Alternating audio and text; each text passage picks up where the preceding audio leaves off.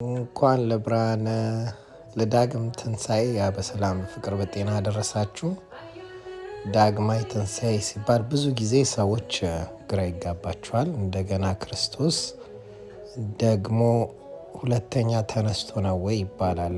ግን እንደዛ አይደለም። አክቹዋሊ ዛሬ የምናከብረው ክርስቶስ ለሐዋርያቶች ሲገለጽ ልክ እንደ ትንሣኤው ጊዜ ነው። ምክንያቱም ቅዱስ ቶማስ በትንሣኤው ጊዜ አልነበረምና ክርስቶስ እኮ ተነሳ እና በተዘጋ ቤት ውስጥ መጥቶ ሰላም ለእናንተ አለን ሲሉ፣ እሱ ግን እኔ የተወጋው ጎኑን በእጄ ካልዳበስኩ በስተቀር አላምንም ብሎ ነበረና ያንን ሊያስረግጥለት በሳምንቱ እንደገና በተዘጋ ቤት ውስጥ አምላካችን መድኃኒታችን ኢየሱስ ክርስቶስ እንደገና ሰላም ለእናንተ ይሁን ብሎ ተገለጸላቸው። በዛን ጊዜ ቶማስ ነበረና ቶማስና እጅህን በቁስሌ ውስጥ ስደድና እመን አለውና ቶማስም የክርስቶስን የጎኑን ስቅላቱን ውጋቱን አይቶ በነካውም ጊዜ መለኮትነቱ ስላቃጠለው አቤቱ ጌታዬ አምላኬ ሆይ ብሎ አምላክነቱንም መሰከረ። እና ክርስቶስ አንድ ነገር የተናገረው አለ እዚህ ጋር ቶማስ ስላየህ አመንክን አለው። ሳያዩ የሚያምኑ ደግሞ ብፁዓን ናቸው አለና እኛን ሳናየው ትንሣኤውን አምነናልና እኛ ብፁዓን ነን እና ይህንን ስላደረገ ደግሞ እንዲያምነን ስሙን ልንጠራ ትንሣኤውን ልናከብር ስላበቃን ደግሞ እግዚአብሔር ክብር ምስጋና ይገባዋል። እና በቤተ ክርስቲያናችን ዛሬ ዳግማይ ትንሣኤ ተብሎ እንደገና ትንሣኤውን የምናከብርበት ቀን ነው።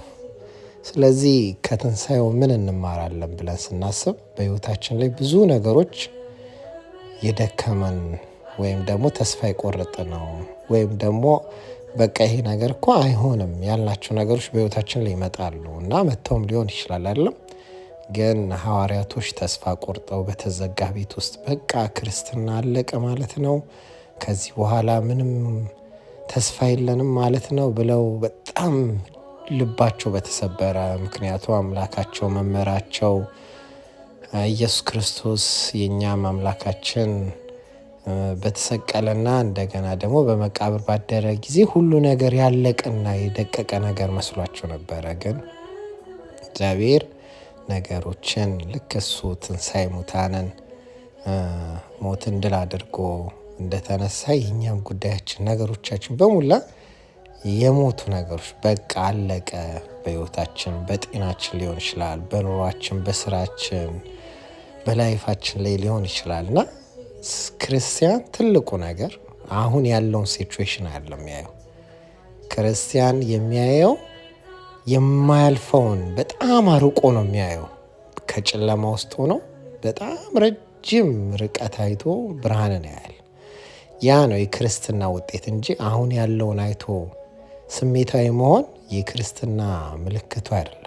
ስለዚህ በሕይወታችን ሁልጊዜ ስናስብ ክርስቶስ ሐዋርያቶች በተሰቀለ ጊዜ በመቃብር በቀበሩት ጊዜ ዮሴፍና ኒቆዲሞስ በገነዙት ጊዜ ሐዋርያቶች እጅግ ተስፋ በቆረጡበት ጊዜ ሰላም ለእናንተ ይሁን ብሎ በተዘጋ በር ውስጥ። ለዚህ ነው ምትሃት የመሰላቸው። ምን ነው ልባችሁ ለምን እንደዚህ ይታወካል?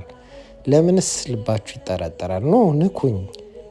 ምትሃት ስጋ ወይም አጥንት የለውም። ለዛ ነው ንኩኝ ያላቸውና ክርስቶስ ሕይወታችን ሁሉ ሞትን ድል አድርጎ እንደተነሳልን በሕይወታችን ነገሮች ሁሉ የሞተው ነገር ሁሉ ይነሳል። ለእኛ መልካም የተባሉ ነገሮች ሁሉ በቃ የተባሉ ነገሮች ሕይወት ዘርተው ይነሳሉና ሁልጊዜ ግን ተስፋችን አምላካችን መድኃኒታችን ኢየሱስ ክርስቶስ ሞትን ድል አድርጎ የተነሳው እሱ እስከሆነ ድረስ በልባችን ላይ ሁሌ ተስፋ ይኖር፣ ሁሌ ደስታ ይኖር።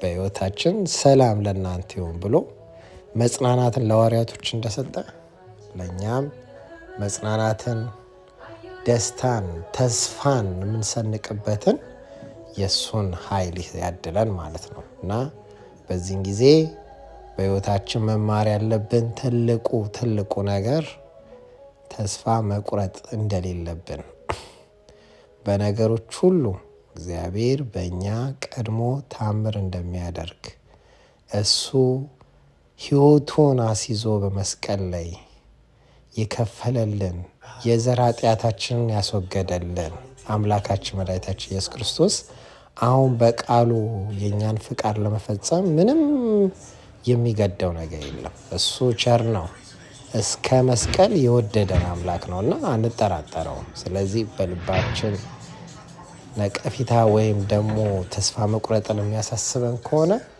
ያ ነገር ሁልጊዜ እናስበው፣ እሱ ሴጣን ነው።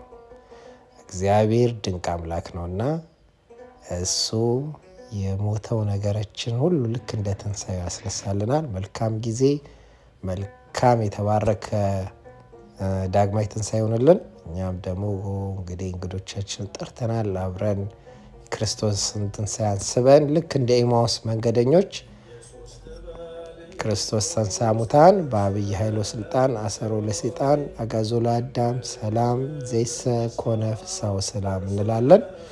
ለእናንተም መልካም ጊዜ